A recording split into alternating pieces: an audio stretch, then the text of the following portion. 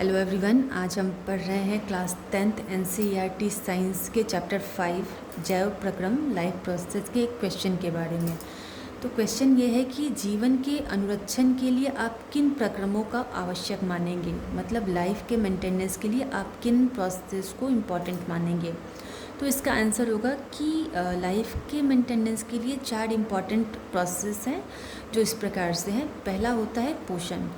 तो पोषण एक ऐसी प्रक्रिया है जिसमें कि कोई भी जीव अपनी वृद्धि के लिए, विकास के लिए जो उसे ऊर्जा की आवश्यकता होती है उसके लिए वो भोजन को ग्रहण करता है और उसमें जो पोषक तत्व होते हैं उनका उपयोग बॉडी की डेवलपमेंट के लिए करता है। इस प्रोसेस को पोषण बोलते हैं, न्यूट्रिशन बोलते हैं।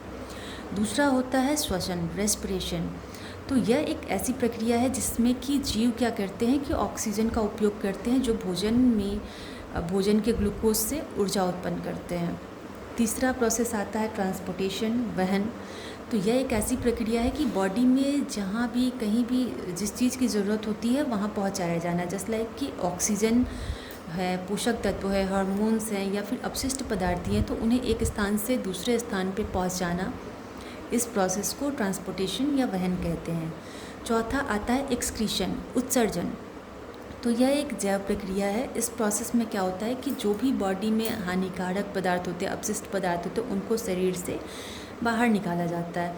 तो ये चारों जो होते हैं ये लाइफ के इम्पॉर्टेंट प्रोसेस होते हैं। बट आपको लिखना ऐसे है कि अगर क्वेश्चन मतलब कम मार्क्स के आए, मतलब 2 नंबर के आए, तो आपको सिर्फ चारों के नाम लिख देने हैं, पोषण, श्वसन, वहन और उत्सर्जन।